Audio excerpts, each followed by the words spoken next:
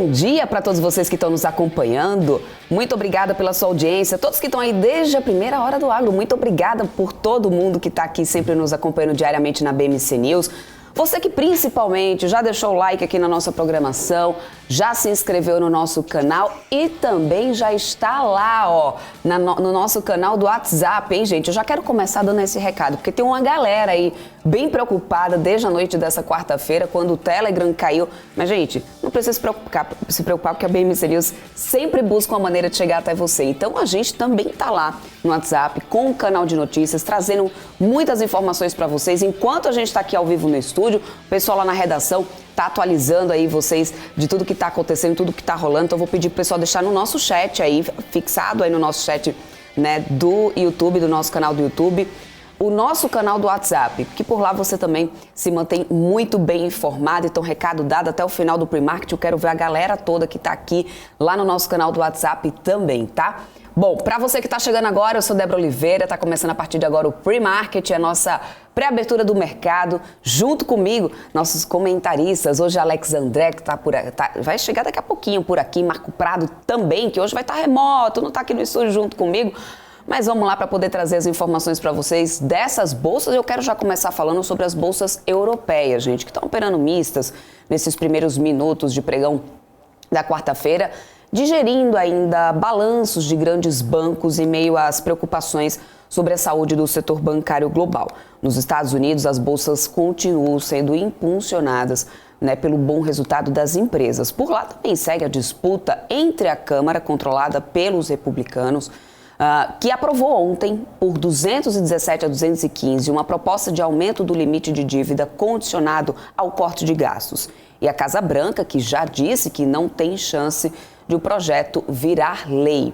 Com medidas extraordinárias, a expectativa é de que o Tesouro consiga manter o pagamento da dívida até meados de julho. Falando dos destaques da agenda do dia, por aqui, lá nos Estados Unidos, nós teremos dados semanais de pedido de seguro-desemprego, primeira divulgação do PIB e também do core do PCI às 9h30 da manhã. Agora sim, aqui no Brasil, Roberto Campos Neto participa a partir das 10 horas de sessão de debates sobre juros, inflação e crescimento no Senado, hoje com a participação do ministro da Fazenda, Fernando Haddad, e também da ministra do Planejamento, Simone Tebet. E às 2h da tarde será divulgado o CAGED de março. Ainda em destaque, o Conselho de Administração da Petrobras realiza hoje a Assembleia Geral Ordinária de Acionistas para poder eleger 8 novos membros do colegiado, que tem 11 assentos. A AGO deve começar a 1h da tarde. Vamos lá falar sobre temporada de resultados. Saiu na noite dessa quarta-feira o resultado da Vale, que era bastante aguardado. Repercutimos muito sobre isso aqui na nossa programação, né? Tivemos análises gráficas, inclusive, durante toda a semana aí para vocês. E o fato foi que a mineradora fechou o primeiro trimestre com lucro líquido de 1,8 bilhão de dólares, uma queda, gente, de 58,7% em relação ao mesmo período do ano passado. A receita líquida da mineradora ficou em 8,4 bilhões de dólares entre janeiro e março, um recuo de 22% na comparação anual, enquanto o EBITDA fechou o trimestre em 3 bilhões de dólares e meio, 42,4% abaixo do valor do primeiro trimestre de 2022. A companhia destacou que a queda do EBITDA refletiu principalmente os menores preços realizados dos finos de minério de ferro e Pelotas em relação aos 3 primeiros meses de 2022.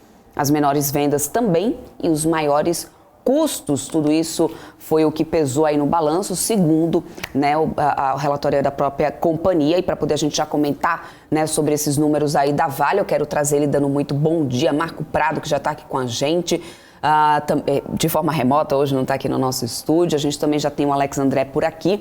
Muito bom dia, meninos. Quinta-feira começando e a gente começando logo, claro, com essa notícia aí da Vale. Era o grande resultado, né, esperado dessa semana. E parece que os números realmente dividia, né? Tinha gente que estava acreditando que até poderia vir algo bom, mas tinha gente que já não estava esperando muita coisa boa depois, né, do relatório de produção que tinha sido divulgado. Na opinião de vocês, se trata apenas de um momento, realmente, é o ciclo, né, que a gente sempre costuma falar, né, de commodities? Bom dia, Marco. Bom dia, Alex. Bom dia, Débora. Bom dia, Marco. Enfim, falando sobre esse resultado mesmo, Débora, não veio nenhuma grande surpresa, né? Como você falou muito bem, a relatório de produção trouxe essa proxy já, né? Com chuvas, né? Um custo maior do que esperado, tudo que você falou em relação ao resultado é aquilo que realmente aconteceu. Então, eu não vejo que o investidor deva, que a gente fala, né, de um termo, né, de pejorativo, panicar, né? Ou seja, o investidor ele fica muito assustado com o resultado de Vale. Acho que veio meio panicar dentro... vou adotar esse termo. Veio meio dentro do esperado, né? O investidor ele não vai se assustar falando, olha, que realmente veio uma coisa totalmente fora da curva. Não, veio ali, realmente já sabia que ia vir pior. Minério de ferro também, hoje subiu 0,5% lá em Dalian, mas a gente sabe que o minério de ferro já está em sendo $3 a tonelada, já vem caindo ao longo dos últimos meses, essa retomada de China que fica um pouco controversa agora no começo do ano. A gente sabe que os estoques de minério de ferro na China, nas siderúrgicas, estão muito baixos, né? Independentemente se a China vai querer pisar no acelerador mais rápido ou não, uma hora ou outra esses estoques precisam ser repostos. O que aconteceu no primeiro trimestre, como você falou muito bem, temporada de chuvas, né? Então atrapalhou bastante, né? Então, ou seja, todo armazenamento, o custo subiu muito alto, já que as vendas, né, os estoques também prejudicaram, exportações também no sistema norte, né, lá no Maranhão. Então isso que é um ponto interessante. Já por outro lado, quando a gente olha um ponto importante, né, falando da empresa, alavancagem baixíssima, meia vez EBITDA, 0,5 vezes. Então a companhia é totalmente desalavancada, pagadora de dividendo, né, quando a gente olha o fluxo de caixa, né, o free cash flow yield muito forte. Então é uma companhia que entrega, que tem uma matéria-prima, né, o seu minério de ferro de alta qualidade. E eu nem falei também do níquel, do cobre, que é totalmente, né, uma visão ali, falando de médio e longo prazo, mas é vital para a eletrificação, né, ou seja, para a transformação energética, né? Então a Vale ela tem ativos únicos no mundo e não tem nenhuma outra grande mineradora que possui esses grandes ativos de alta qualidade que a Vale possui e é de extremamente importância em relação à companhia. Então eu vejo uma companhia sendo negociada a múltiplos muito baixos. Claro que o minério de ferro é o que prejudicou no resultado, mas quando a gente observa, né, principalmente, Débora, as opcionalidades que a Vale possui, né, a qualidade dos ativos, o preço em tela, né, e basicamente também o dividendo, né, um dividend player é muito importante, né, um cash call muito forte. Então a gente pode trazer aí Vale como top picks aí das principais corretoras e bancos do Brasil. Isso que eu tenho visto falando do resultado. Primeiro trimestre veio ruim, todo mundo sabe, mas todo mundo olhando para frente, Débora. Segundo, terceiro trimestre pode surpreender positivamente. Claro que depende de minério de ferro, que é a grande proxy, é uma empresa de commodity, como você falou, é ciclo, mas tem tudo mais constante, tende a ter dias melhores aí daqui para frente, Débora. Você acredita também, Marco Prado, em dias melhores aí para frente da Vale? Bom dia, Débora. Bom dia, Alex. Bom dia para quem está nos assistindo. Ontem a comemoração do jogo do Corinthians foi um pouquinho pesada e acabei acordando atrasado hoje fazendo um remoto daqui. Vocês estão me ouvindo, né? Tá ouvindo?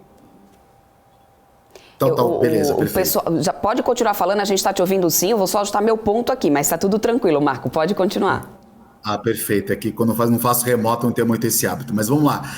Bom, eu acho que o reflexo da Vale ele começa a partir do lockdown do ano passado, né? A gente teve aí no final do ano passado a China tendo um fechamento parcial, de novo com aquela história de Covid, e a Vale vem, né? Realmente ali o papel vem sofrendo já há um tempo. A gente vê que a Vale essa semana, ela caiu praticamente todo dia, acompanhando justamente a cotação do minério de ferro lá fora.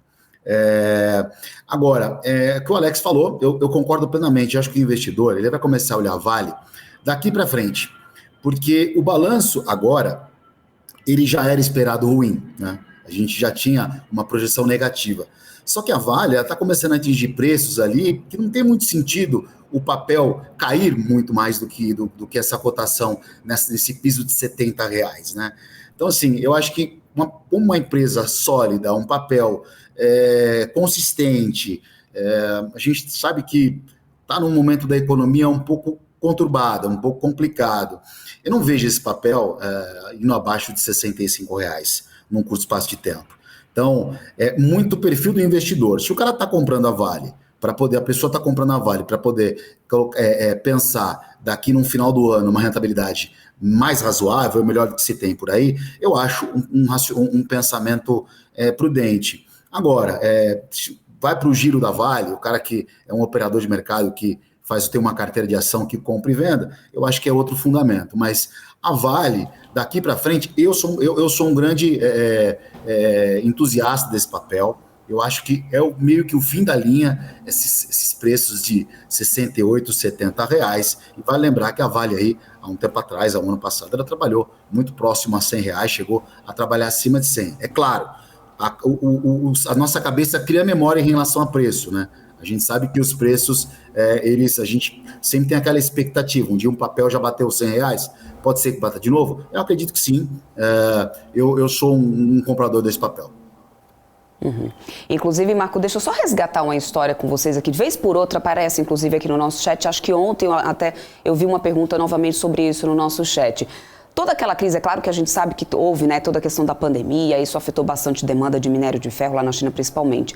Mas antes de estourar guerra, por exemplo, de vir todos esses fatores que pesaram muito no mercado, a gente vinha falando muito de uma crise no setor imobiliário lá na China, né, e estourando com todo aquele caso lá da Evergrande e tal, e a sensação que dava era que esse assunto tinha meio que foi colocado ali debaixo do tapete, né, varreram a poeira ali para debaixo do tapete e o negócio foi meio que abafado por todos os outros fatores que pesaram muito mais. Na opinião de vocês, isso pode voltar a ser um calo, apesar nesse setor, inclusive, porque não foi um problema resolvido por lá, a gente sabe disso, né? Alex, assim, eu acho que a questão da crise do setor imobiliário da China, ela já vem no radar há 2 anos atrás já, né? A gente sabe que a bolha da crise, a dívida imobiliária da China, ela é muito maior que a do próprio subprime dos Estados Unidos, né? Mas como a gente sabe, a China tem uma forma diferente de lidar, né? Ontem eu estava vendo um relatório dos países mais ricos do mundo. Acho que a China tem 85 trilhões, o resto do mundo tem 83 trilhões, né? Só a China tem mais dinheiro que o mundo inteiro. Então, assim, eu acho que a Vale, lógico, ela depende muito de China, né? Acho que depende muito de China, mas eu acho que a perspectiva global, ela também conta bastante. Então, a gente tem hoje, por exemplo, PIB nos Estados Unidos, o crescimento da economia mundial. A gente sabe que a economia, as projeções são menores, as expectativas são menores. Mas qualquer retomada, eu acho que um papel como a Vale, por exemplo, ele é o primeiro a sair na frente, né? E detalhe, a gente tem que ver assim, ele deve uma correção natural. Porque todo ativo, tanto dólar, Vale, Petrobras, qualquer Bitcoin, ele chega em um determinado momento, quando ele vai achatando, que ele vai caindo, naturalmente, perde o ímpeto do vendedor. Não tem muito sentido, né? Então, você tem 2 ações. Ou você compra e espera subir, ou não faz nada, né? Então, acho que a Vale está chegando nesse patamar, onde a pessoa, ela não vai vender, porque não tem o papel, ou não vai zerar, porque está num preço realmente baixo, né? Os resultados são ruins. Eu acho que agora, a economia, um próximo balanço, vindo um pouco mais positivo, só um pouco mais otimista, esse papel tem espaço para fazer uma correção bastante significativa. Essa é a minha visão. Uhum. Alex, você concorda? É a sua mesma linha aí de raciocínio ou não? Sim, acho que dá para entender muito bem essa linha de raciocínio, Marco, em relação à China, né? Eu vejo que tem outros catalisadores também que trouxeram, né, o cenário macro chinês para baixo. Acho que um grande ponto seria ali, inclusive, não só a questão do Covid, né, que inclusive o mercado já colocou isso como passado, mas em relação às condições econômicas, né? Se a gente vê aí um desafio do Xi Jinping para fazer um crescimento de 2 dígitos, né, que é justamente que traz uma demanda forte, né, para o minério de ferro, enfim, para todos os setores, né? E o minério de ferro, ele tem uma correlação grande com o setor de construção civil, né? A gente fala de aço, enfim, literalmente é um material usado na construção e um PIB ali, né, que corresponde a 1/3 do PIB chinês.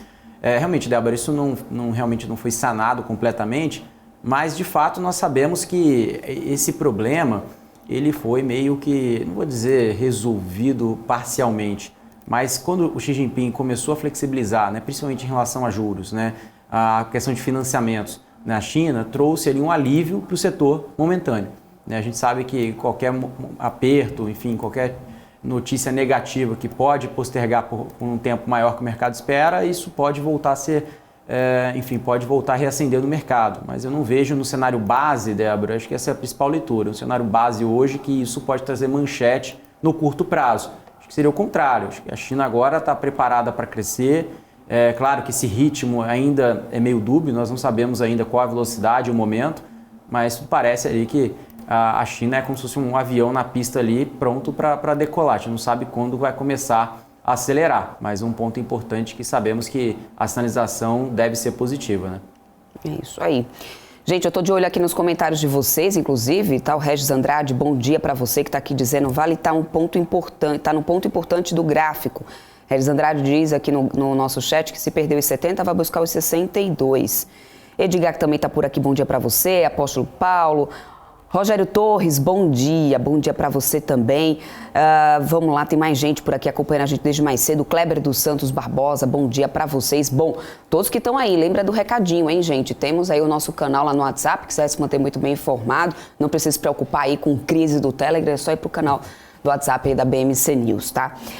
Deixa eu só trazer aqui, já que a gente está falando sobre China, eu vi ontem ali uma notícia na Reuters falando um pouco em relação a câmbio, né? O yuan chinês ultrapassou o dólar e se tornou a moeda mais usada nas transações internacionais da China, né? Segundo informações da Reuters, isso foi a primeira vez que isso aconteceu. Eu queria entender, Marco Prado, você que também já domina bastante essa questão aí do dólar.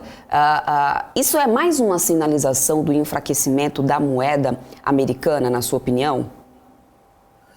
Ô, Débora, eu acho que quando você fala de uma moeda ganhar força frente ao dólar, é prematuro, pela condição que o dólar está instalado no mundo inteiro. O dólar, ele está à frente de qualquer reserva de Banco Central.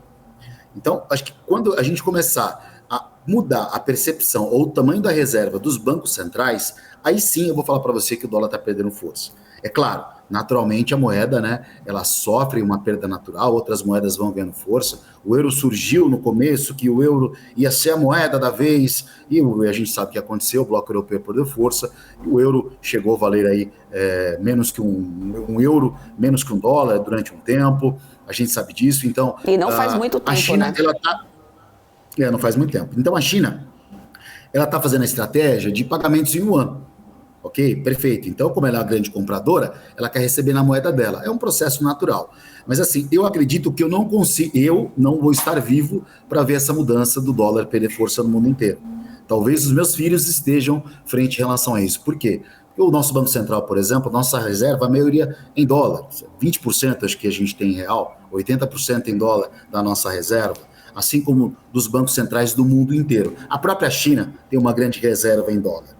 Eu acho que é um processo natural, já que a China é uma grande compradora, né? E a gente tem outras formas de pagamento também, né? A gente fala das criptomoedas, por exemplo, hoje, né? Que tem as suas partes regulatórias ainda pela frente, os desafios de regulação ainda para acontecer. Mas, assim, existem outros mecanismos também que podem estar de frente, batendo de frente com o dólar, mas não é esse momento. E, assim, para quem tem dólar, ainda é uma moeda que não tem concorrência, por enquanto. Tem ou não tem concorrência para você, Alex André? O dólar para mim agora não tem. Agora não, sempre, né, não teve, né? E agora não vai ser uma ameaça. Eu vejo que... É como o Marco disse, acho que na nossa geração vai ser dessa vez. É um transatlântico, né? Será? Será que nossos filhos, né, terão essa nova realidade? Pelo menos com cripto pode ser, né? Essa é a promessa, né, que o mercado fala, né? Mas em relação ao yuan, é a promessa da China, a gente sabe disso, né? Que essas mudanças demoram para acontecer como se fosse um grande transatlântico, né, Débora e Marco? É isso aí. Bom, vamos voltar a falar sobre temporada de resultados, né? Porque teve Meta, aí as ações inclusive subiram 12% nas negociações no aftermarket, isso, né, na noite dessa quarta-feira, depois da empresa ter reportado esse aumento inesperado nas vendas no primeiro trimestre, né, dando sinais aí que o ano pode ser até melhor do que o que era estimado. Parece então, né, meninos, que está surtindo efeito essa decisão aí do Zucchini de deixar para lá o metaverso, reduzir custos. A gente sabe quando qualquer direção de empresa começa a fazer ali dar uma mexida, dar uma reorganizada, cortar custos, a ideia é realmente, né, mostrar melhores resultados. Isso já pode estar sendo realmente ali um efeito na prática dessas últimas atitudes aí em relação ao metaverso, na opinião de vocês? Qual que é a análise de vocês em relação ao resultado de Meta? Quer começar, Marco? Ô, Débora, eu tô pensando em ligar para o metaverso para ser feliz lá, viu? Porque no metaverso é mais fácil. Porque aqui na vida real não tá brincadeira, viu? Vou pro metaverso. Será que lá tem boleto para pagar, ô Marco? Eu posso fazer um avatar bonito, eu posso ser loiro, eu posso fazer o que eu quiser. Aqui, aumentou essa cara feia, não tem jeito. Você sabe que eu nunca parei para poder mexer lá nesse negócio de metaverso, gente? Eu acho que eu tenho que parar um dia para poder aprender um pouco mais sobre isso, viu? Viu, pessoal? Vamos para lá, porque lá a gente é feliz. Lá eu compro carro, compro casa, compro tudo. Aqui é mais difícil. Lá eu vou poder ser alta, assim, gente. Não vou precisar de caixinha de elevação corporal. Já imaginou? Olha isso. Não vai precisar de banquinho, né? Vou pensar vai precisar de banquinho. Nisso. Eu acho o seguinte, ó, metaverso hoje, né? Ele é um futuro, é muito futurista. A gente sabe tecnologia, tudo que é referente de tecnologia hoje é pensando lá na frente, é uma aposta, né? Eu acho que é uma tecnologia muito boa, assim como blockchain, enfim, esse movimento novo que surgiu, e a gente pegou tudo isso, né? A gente é da época do celular, que não tinha quase internet, a gente pegou toda essa revolução de tecnologia. Só que assim, depois que teve a guerra, o mundo começou a olhar um pouco mais para alimento e energia, e deixou um pouco a tecnologia de lado. Então, natural, quando teve a pandemia, as empresas de tecnologia bombaram, teve pessoas que ganharam muita grana, quem já estava nesse hype.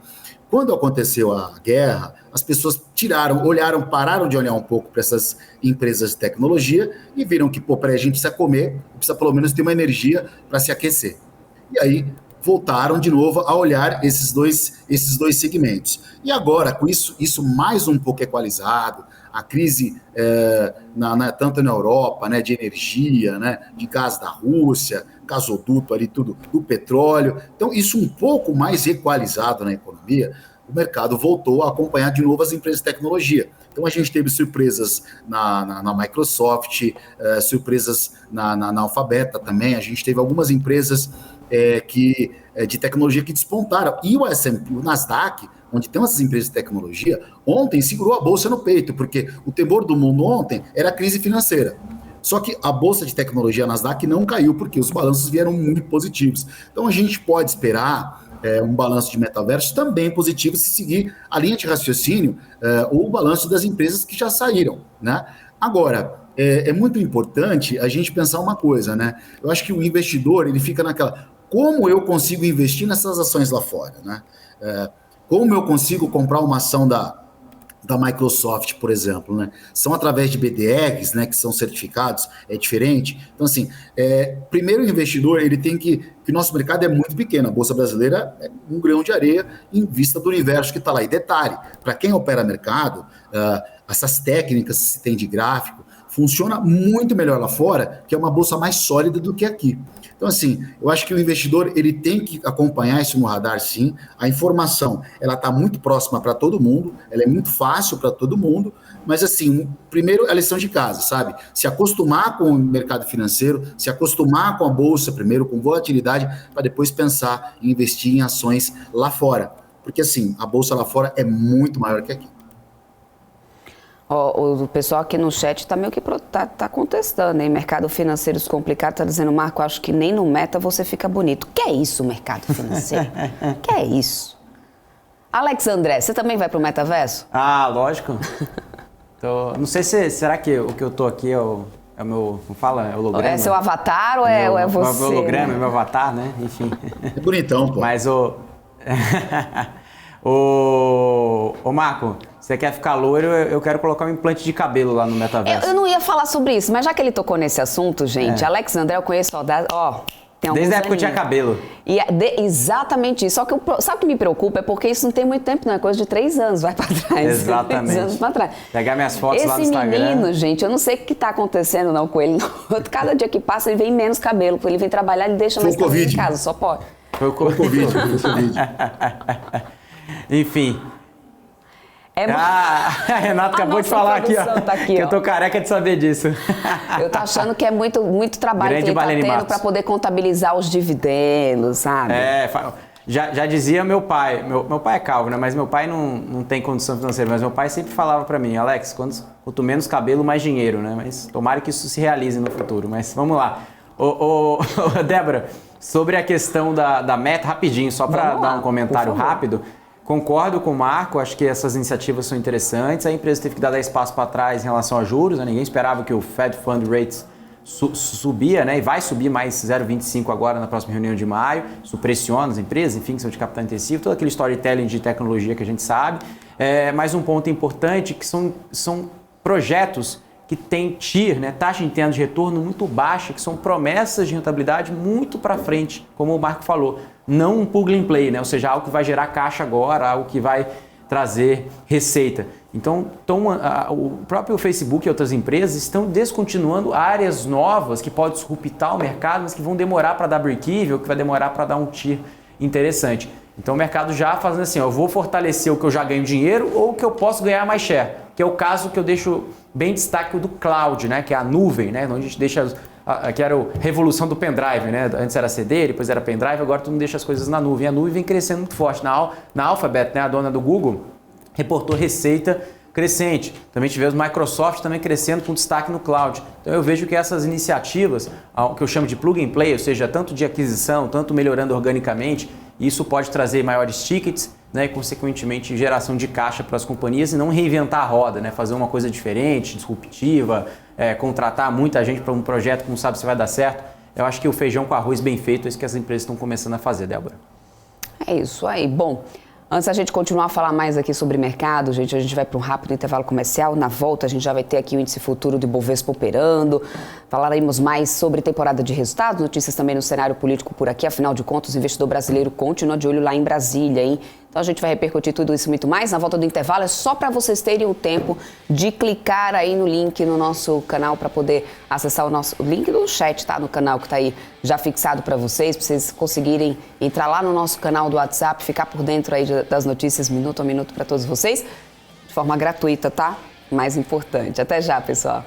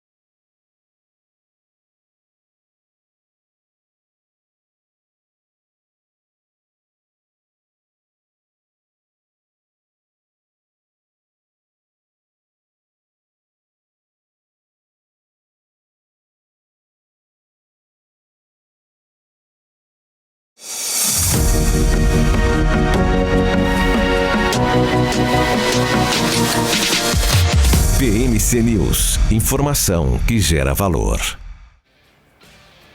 Estamos de volta, vamos lá, índice futuro do Ibovespa começando a operação aqui nesse momento, numa alta de 0,17%, 17% de alta por enquanto, primeiros minutinhos aqui, 104.325 pontos.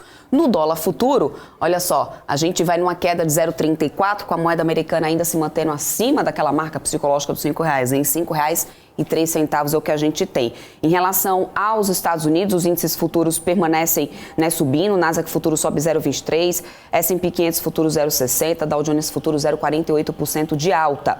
Agora, em relação à meta, a gente já estava falando aí sobre o resultado antes do intervalo, meta agora no pré-mercado americano, a gente subindo 12%. Parece que o Zuquinha, né, quem sabe, volta a integrar essa lista do mais rico do mundo? Olha lá o cenário de meta mudando. A DRs da Vale, gente, agora nesse momento no pré-mercado americano, cai 0,36%, essa queda era até maior, ainda pouco, mais de 1%. Devolveu um pouco aí essa queda, 0,36% é o que a gente tem agora para as ADRs da Vale lá fora. Enquanto isso, as ADRs da Petrobras sobem 0,41%. Em relação aos commodities, o Brent está subindo agora 0,33%, barril a $77,94. A gente tem o WTI também subindo 0,34%. Lembrando que o minério de ferro fechou a primeira sessão, os contratos futuros da Lian a alta de 0,56, o Alex até já tinha comentado sobre isso. Vamos ver como a gente vai ficar nessa segunda sessão. O minério de ferro que vem aí marcando altas nesses últimos 2 dias, depois de fortes quedas, né? Bom, vamos falar um pouquinho agora sobre cenário político, né? Porque com o intuito, na verdade, de popularizar o Tesouro Direto, a equipe econômica prepara um pacote de novos produtos com objetivos específicos que será lançado em julho. Mas a ideia, né, de acordo com o que informou o secretário do Tesouro Nacional, Rogério Osseron, é de que títulos públicos sejam usados em garantias de financiamentos e como caução de aluguel, por exemplo.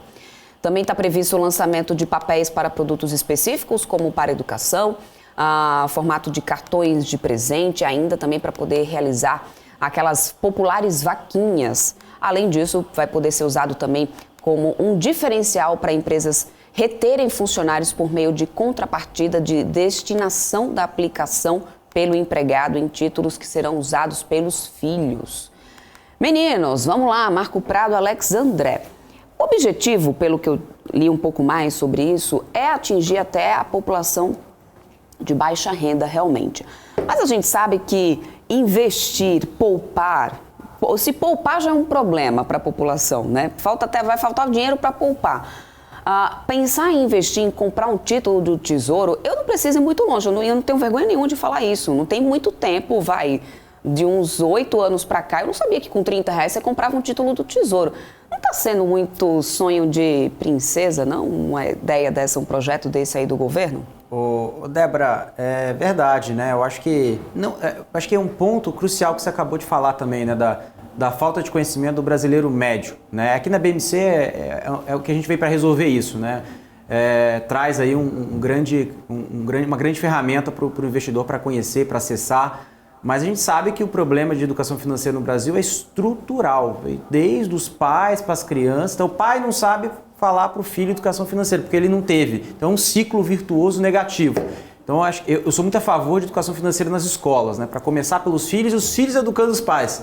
Né? Isso também vem sendo feito, mas de uma forma muito pequena, né? Ou seja, acho que 99% dos brasileiros não sabem, eu digo nas escolas, enfim, no centro aí da população, né? Isso, eu vejo que educação financeira, independentemente de quanto você ganha, né, e qual a sua classe social, você precisa saber. Mas eu ganho pouco, eu não tenho como investir. Mas se você saber o básico do investimento de economia, você vai ter alguma noção para você economizar, você vai entender a questão de inflação, a questão de juros, o seu orçamento ele vai se comportar melhor, né? Você vai ter uma leitura de cenário melhor. Então, acho que esse ponto, Débora, em relação à questão do Tesouro Direto, o acesso do Tesouro Direto, inclusive com renda a mais, né? Que traz aquela questão de dividendos, né? Como se fosse, né, em renda, né? Que traz uma previsibilidade, que é mais um veículo do Tesouro Nacional, que é importante, mas a gente sabe que o brasileiro, como você falou, de baixa renda, não tem como acessar, né? Não tem nem como poupar, a inflação está comendo né? Agora a inflação vem diminuindo, mas a inflação ainda continua comendo toda a renda do trabalhador, né?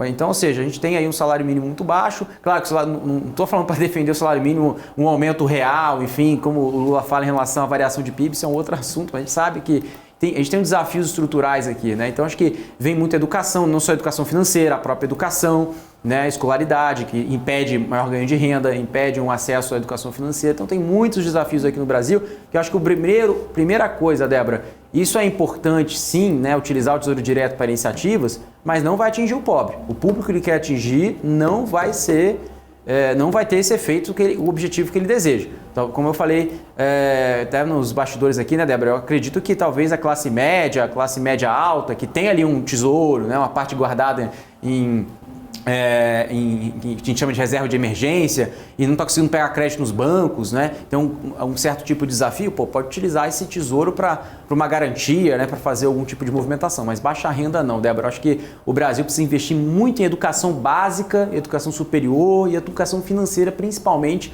para termos aí mais brasileiros que sabem investir, que têm mais renda, né? Um país mais desenvolvido. Claro que isso vai demorar dezenas de anos, mas a gente precisa começar em algum momento.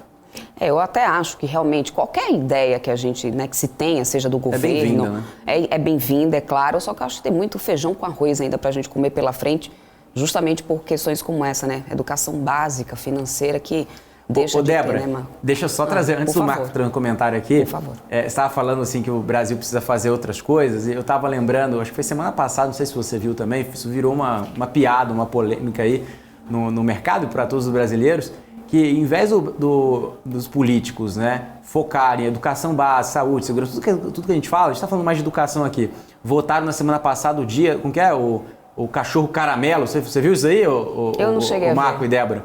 Colocaram que o cachorro caramelo, colocaram isso como que era, se não me engano, depois eu pesquiso aqui e falo para vocês, mas era uma piada, assim, os políticos fazendo leis, enfim, colocando coisas assim na pauta que não fazem sentido nenhum, algo que não traz ganho nenhum para a população, sabe? Eu fiquei assim abismado e isso que a gente tem que observar, a gente tem que acompanhar os políticos que nós votamos. Exato. Independentemente do partido, se é Lula, Bolsonaro, se é de direita ou se é de esquerda, a gente tem que acompanhar, porque lá dentro, em Brasília, acontece muita coisa que aqui no nosso dia a dia a gente deixa passar batido. Mas é uma reflexão que eu queria fazer, Débora. Posso garantir isso, já estive lá de dentro, o mínimo que eu digo tem que ter muito estômago para poder acompanhar aquilo tudo dali. Na frente das câmeras é uma coisa, fechou a câmera, vai lá no cafezinho para você ver uma coisa.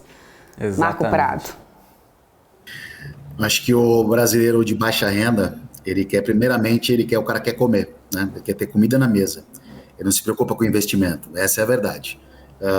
Quando eu entrei no mercado financeiro, no começo dos anos 90, eu não sabia a diferença de renda fixa e de renda variável, né? Eu aprendi de acordo com o dia a dia no mercado.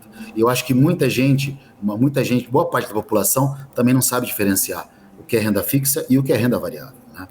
Como o Alex falou, a gente está aqui, o canal da BMC está aqui justamente para trazer essas informações e preparar as pessoas hoje para um investimento melhor ou entenderem um pouco de finanças, porque faz parte hoje do dia a dia de todo mundo. O brasileiro, quando nasce, ele não se preocupa com investimento, é natural. Não é diferente do americano, que o cara nasce e ele já compra uma ação, né? A porcentagem de pessoas que estão no mercado financeiro no Brasil é muito baixa, né? Então, hoje tem 5 milhões de CPFs registrados na B3, né? Então, o Brasil é 220 milhões de habitantes. Então, as pessoas que têm acesso, conseguem investir, que têm a possibilidade de ter um dinheiro extra para poder investir, ela é muito pequena. Então, eu estou contando essa história, na verdade, tudo isso para falar o seguinte: na minha opinião, qualquer tipo de iniciativa que se tenha do governo para trazer informação, possibilidade de investimento para todos, ela é muito válida. Mas o governo tem que fazer algumas ações antes para que as pessoas possam ter a possibilidade de sobrar um dinheiro ou qualquer quantia para poder comprar um título no Tesouro, um fundo imobiliário, uma ação. A preocupação ela tem que ser um pouquinho mais na base, né? Então, como o próprio arcabouço fiscal, que o governo está se enrolando para entregar isso, e isso está cada vez tomando um pouco uma proporção que, no final das contas, né, tem sido benéfica para o governo, porque ele está ganhando tempo para poder preparar um arcabouço um pouquinho melhor elaborado e não esse PowerPoint que ele apresentou. Então, acho que, antes de qualquer coisa, o governo poderia se preocupar um pouco mais em outros tipos de ações, né? É claro, né? Em conjunto, pode sim dar a possibilidade para as pessoas poderem investir. Mas não é isso que vai fazer a diferença no momento agora. O que a gente precisa agora é de segurança, uma segurança fiscal, uma segurança de um pacote, com ideias de quem está numa equipe econômica, num governo, que tragam coisas para que de fato mudem o Brasil, para que na próxima candidatura, se vai ser o Lula vai ser reeleito, se vai entrar outra pessoa, enfim, dar continuidade, porque uma coisa que é feita hoje, um pacote que é feito hoje, ele vai refletir daqui 20, 15 anos, 30 anos para o país. A gente sabe que lá na frente a gente acaba correndo muito atrás do rabo. Está aqui a matéria, inclusive, que o Alex estava comentando, né? O deputado propõe fazer Vira-lata Caramelo, manifestação cultural imaterial. No texto, o parlamentar exaltou o cão mais tradicional do Brasil, atribuiu seu carisma e redução de preconceitos contra animais sem raça definida. Eu sou cachorreira, gente, né? Sou mãe de pet, então sou totalmente a favor de qualquer coisa que venha beneficiar animais. Mas vamos lá, né, deputado? Tem pautas tão mais, né, nesse momento urgentes, né, que urgem, inclusive. Vamos lá, vamos falar um pouquinho aqui sobre temporada de resultados, voltar a falar um pouco sobre temporada de resultados. 3R Petróleo, gente, a 3R Petróleo reportou lucro líquido de mais de 16 milhões no primeiro trimestre de 2023, reverteu o prejuízo de 335 milhões no mesmo intervalo de 2022. O EBITDA ajustado totalizou mais de 155 milhões nesse primeiro TRI de 2023, um recuo de pouco mais de 21% em relação ao primeiro TRI de 2022. Bom, o EBITDA veio um pouco acima do que se esperava alguns analistas do mercado. É isso mesmo, Alex? Você também viu dessa forma? Ou para você estava em linha do que já estava esperado? Débora, ótima a sua notícia, que a sua notícia já é uma notícia análise, né? Você já faz uma notícia já analisando, né? Já entrega pronto já. Aos pouquinhos eu tô aqui aprendendo. Vamos já lá. Entrega pronto já. Jornalista já tem que aprender contigo, mas vamos lá. 3R, Débora, surpreendeu sim, né? 155, se não me engano, 157 milhões de reais de EBITDA, né? Mas acima de 150 milhões. Lembrando, tá? Esse resultado veio acima do que o mercado esperava nas suas projeções, mas quando a Papa-Terra, né, que é um campo, começar a normalizar, Macau já começou a normalizar, os campos começaram a normalizar e entrar em velocidade de cruzeiro, esse EBITDA vai ter que ser 3 vezes do que foi reportado no primeiro trimestre. Ou seja, esse ano vai ser forte. Vai entrar Potiguar, né? A gente vamos acompanhar, vai ter conference call. A companhia tinha passado, inclusive no conference que eles fizeram do aumento de capital, né, o Pizarro lá da 3R falou, olha, Potiguar ainda vai sair até o final de abril. E temos hoje e amanhã, né? E se Potiguar for aprovado pelo EDEMA e pelo IBAMA, agora, se tiver autorização ambiental, está tudo feito para a companhia crescer forte, porque a gente está falando de praticamente 50% da produção da 3R depende de Potiguar, gente. Então, na minha opinião, o resultado foi ok, lógico, lifting cost, né? Claro que isso está dentro do esperado dos analistas, né? Esse aumento de lifting cost que nós vimos, mas um ponto importante, né? Como a Débora falou, EBITDA, a margem, e também o comportamento dos campos, que a gente sabe que Macau teve um desafio, agora começa a normalizar, isso já traz um alívio. E para a terra também tem um desafio muito grande, é um óleo denso, a gente sabe, né? Tem um capex maior e tem um desconto de Brent também. Mas enfim, a companhia entrando nos trilhos aí, claro que trouxe aquela questão de governança, né? Tudo aquilo que trouxe um pouco ali de nervosismo para o mercado. Mas vamos acompanhar o call de resultados, que vai ser muito importante com a sinalização de Potiguar, tá, Débora? Isso a companhia tinha passado que estava bem confortável para entrar dentro do portfólio da companhia. Isso aí. Aliás, só para poder trazer uma pimentinha aqui e falar, além de falar desse resultado, olhar um pouco para o que pode acontecer pela frente, porque não faz muito tempo que veio todo aquele problema de questão de governança da companhia. Tem um resultado agora que supera um pouco as estimativas, mas e essa questão toda aí de governança, né? Ô Marco, isso pode pesar de alguma forma para a companhia mais para frente ou não? Enfim, qual que é a tua análise em relação a isso? Eu acho que a empresa está fazendo a lição de casa. O tiozinho da contabilidade realmente sentou ali e falou, olha, vamos fazer o seguinte, vamos gastar menos e melhorar essa receita. Eu acho que a companhia está focada com essa cabeça, né? Então, reduzir os custos realmente e ampliar essa receita, da onde ela vem. E os custos desse tipo de empresa, aonde está? Em tecnologia, né? Tecnologia de exploração realmente acho que é o calcanhar de Aquiles dessas empresas. Mas eu acho que agora, nessa governança nova, como você mesma citou essa palavra, está mostrando confiança para o investidor, né? Então, é um ativo que eu gosto bastante, tá? Eu acho que é um papel, não dando call, porque não é a nossa ideia da call aqui, mas é um papel que eu tenho na carteira, eu gostaria de ter na carteira, porque é uma empresa que, pelo menos, nessa nova governança aí, eles têm se mostrado bastante firmes, e eu acho que é um projeto ali, uma nova forma, como a economia no modo geral, né, as empresas agora nesse novo momento, estão se adaptando aí nesse modelo de economia de crise. Só para poder mostrar para o pessoal, aqui a gente tinha fechado ontem com 3R numa queda de 1,81%, com papel a R$ 27,20. Fica fácil aqui da gente, não sei se vocês conseguem ver de casa, mas tem até um gap aqui nesse gráfico do que aconteceu quando veio toda essa notícia em relação à governança na companhia. O papel que teve ali em janeiro de 2023, no início do ano, né? Chegou aqui a casa dos R$ 48,26, agora está em R$ 27,20. é o que a gente tem em relação a 3R Ô, Débora, petróleo. Por favor, Alex. Desculpa, eu posso comentar um pouco sobre a subscrição? Porque tem muita favor. gente com dúvidas sobre essa subscrição. Ah, pode vender, como pode vender? Apareceram, né, RRP1 na minha carteira, né? Porque a RRP1 é a subscrição, né? E você pode subscrever ou não. Então eu vou trazer algumas datas, né? Tudo em relação a isso. Então, caso você queira subscrever, né? Quero subscrever, ter direito à minha subscrição, quero exercer esse direito. Você tem até o dia 19 de maio, tá? No período da tarde, não perca esse prazo, depois não vai ter como subscrever. Dia 19 de maio, até dia 19 de maio você pode subscrever, é só entrar na sua corretora, lá mesmo dentro da sua área de investimento, você pede lá para subscrever dentro da área de renda variável, ou pode ligar para o seu assessor, enfim, consultor, e pedir para subscrever, tá? Super simples, aí a liquidação vai ocorrer no dia 22 de maio, você tem que fazer até o dia 19, a liquidação ocorre dia 22, e também corresponde 18% da sua participação da sua carteira, né, de ações de 3R, que teve ali, né, desde a DataX, que você tem direito a subscrever. Então vai aparecer lá a quantidade de ações, a quantidade de RRP1 que você vai ter na sua carteira, tá? Quem não tem RRP1 não teve direito de subscrição. Ah, mas eu quero ter o direito de subscrição e eu não tenho subscrição. Beleza, você pode ter. Você compra a mercado. Você vai lá no seu home broker e digita RRP1, você vai ver o preço da subscrição, quanto você vai pagar. Você tem que fazer conta, né? Porque você vai pagar, a subscrição vale R$ 24,45. Então a subscrição ela vai valorizar à medida que a 3R suba, porque ela vai ficar mais longe do preço da subscrição. Quanto mais longe essa subscrição ganha, né? Ou seja, ela tem um prêmio sobre o valor da subscrição. E quando a ação, né, RRP3 desvaloriza, a subscrição também cai, porque chega próximo, vai ficando cada vez mais próximo e não faz tanto sentido subscrever, tá? Então lembrando, tem até o mês que vem e você que não quer subscrever, você pode vender para quem quer subscrever ou quem quer tradar a subscrição, né?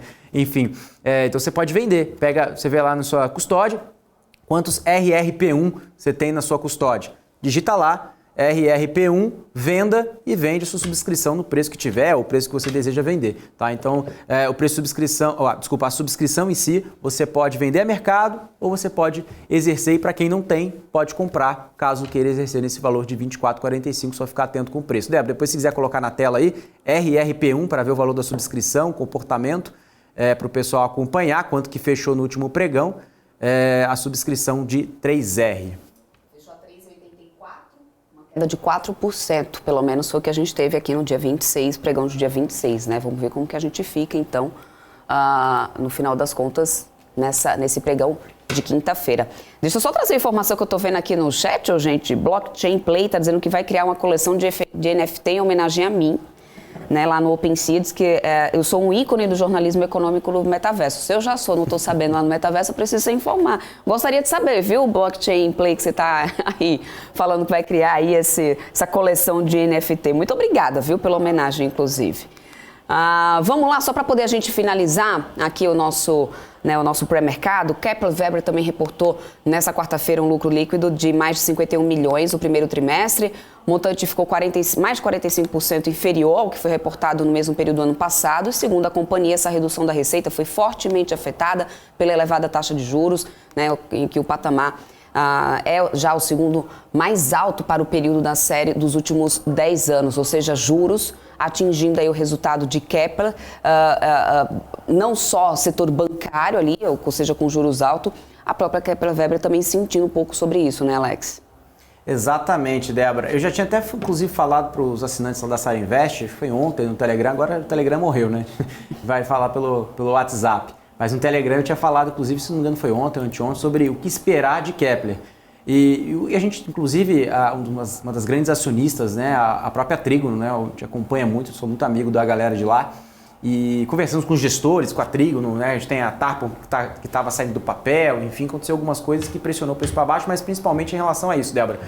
Nós vimos demanda mais baixa, porque troca de governo, e muitas pessoas do agro que falaram, olha, eu não sei o que vai acontecer, né, tá mudando de governo, a demanda diminuiu, o preço, né, o custo também subiu, pressionou margem, então foi um conjunto de fatores por aqui. E também o Plano Safra, né, o próprio Plano Safra também que desestimulou, né, tirou dinheiro dos silos e começou a ir para fertilizante, né, enfim, para outras áreas, e isso não trouxe também um incentivo muito grande. Tá? A gente deve ter umas novidades do Plano Safra nas próximas semanas, que pode endireitar novos investimentos em máquinas, equipamentos, silos, um impacto aí positivo. Mas de um ponto aí interessante, Débora, parece que o primeiro trimestre o mercado já esperava ruim, tá? Acho que veio, não vou falar que veio dentro das estimativas, mas veio ruim sim o resultado e todo mundo esperava que seria o resultado ruim, junto com outras casas saindo do papel. A Tapa era uma grande gestora que era uma referência, veio saindo, derrubou o preço do ativo, depois você já colocou, depois você coloca na tela aí, Débora, para ver o tamanho da queda de Kepler, que foi relevante, tá? Mas parece que segundo, terceiro trimestre, principalmente segundo semestre, a Kepler tende a melhorar os seus resultados, mas a companhia é muito bem tocada, tá, Débora, na minha opinião? É isso aí, olha, Alex, a gente pegar aqui um pico que teve em outubro do ano passado, outubro de 2022, Kepler aqui em R$12. Depois disso, até tentou uma recuperação aqui no início desse ano, mas vem aqui já, ó, tá R$ 7,77. E aí, se a gente der uma olhadinha aqui, ó, de março de 2023 até teve novamente uma tentativa de recuperação, depois entrou no canal de baixa, continua assim. Abril de 2023 vem realmente caindo, desvalorizando um pouco mais o papel da companhia. Bom, gostaria de encerrar aqui. Marco, seu recadinho final aqui, qual a tua expectativa para hoje? Temporada de resultados continua, é claro, mas também temos dados importantes sendo divulgados. PIB dos Estados Unidos deve sair logo mais. Qual que é a tua expectativa aí para esse pregão de quinta-feira? PIB deve vir dentro do esperado. Geralmente esse indicador ele não vem muito fora, tá? É uma cesta ali, o PIB é uma cesta com muitos produtos e isso já está mais ou menos, o mercado já tem essa percepção do dado. Acho que de novo, o setor bancário lá fora deve ficar no radar do investidor.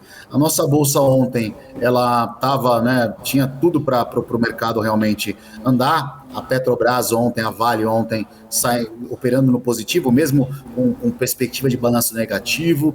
Eu acho que o mercado já sofreu bastante essa semana. Nós viemos aí de 3 quedas consecutivas. Eu acho que lá fora vai ditar o ritmo do negócio. PIB, indicador do PCE que tem aqui daqui a pouco, também 9,6. Eu acredito que a gente pode ter uma bolsa positiva hoje. Ela trabalha agora muito próximo ao 0 a 0, como as bolsas do mundo inteiro. Mas como a gente sofreu um pouquinho mais, eu acho que nós teremos uma correção positiva. Hoje eu estou otimista. Alex, seu recadinho final aqui para o pessoal. Débora, se deixasse, eu ficaria mais tempo aqui, viu?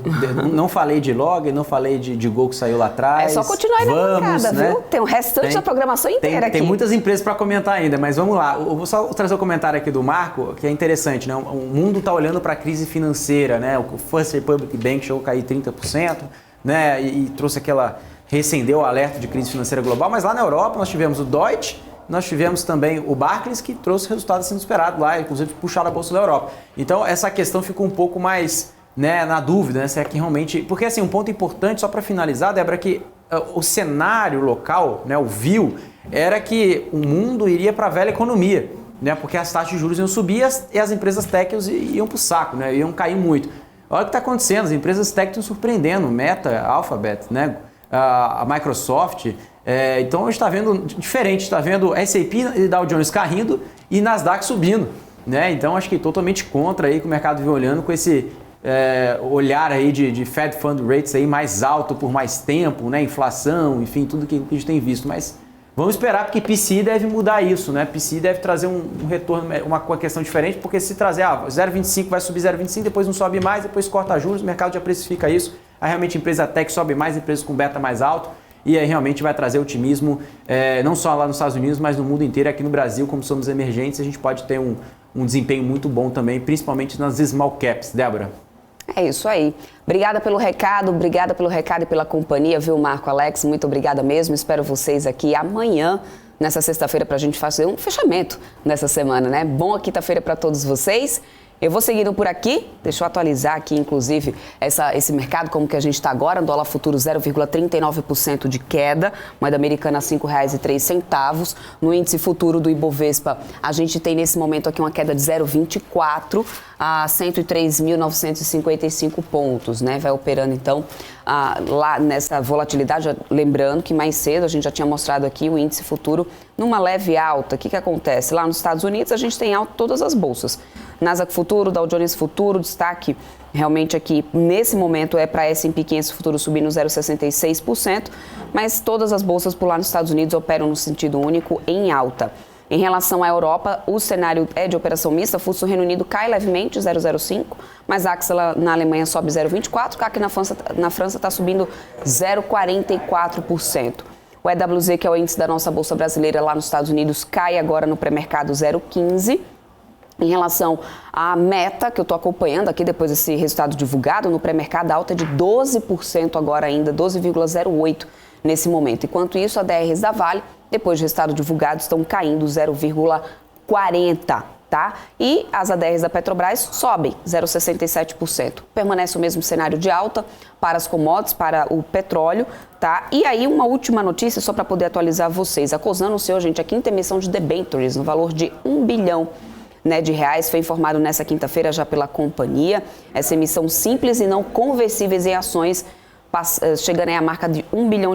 Segundo o comunicado que já foi enviado para a CVM, a emissão dos títulos será realizada em série única e a data máxima para a divulgação do encerramento está para 24 de outubro de 2023. E assim que a gente vai encerrando esse nosso pre-market, essa nossa programação continua por aqui. Lembrando, gente, é só você clicar no link que está fixado aí no nosso chat no canal do YouTube para poder entrar no nosso canal, no canal da BMC News de notícias lá no WhatsApp, tá? Então você que está aí no nosso YouTube, clica aí no link para você entrar no nosso canal no WhatsApp. Todo mundo reclamando aí que o Telegram não está funcionando, mas você não vai deixar de se permanecer aí muito bem informado, porque a BMC News tá no Telegram, tá no WhatsApp, tá em todos os canais, todos os formatos. Então se não tem um Telegram hoje, você vai lá para o canal do WhatsApp da BMC News, tem um QR Code aí agora também na sua tela, é só você apontar a câmera aí, para esse QR Code, você consegue entrar no nosso canal do WhatsApp da BMC News para se manter muito bem informado. Eu vou ficando por aqui, logo mais volto com a abertura do mercado, mais notícias para vocês também no BMC News. Tá chegando o BMC News com ele, Felipe Nascimento, hoje por aqui. Até mais, pessoal. Tchau, tchau.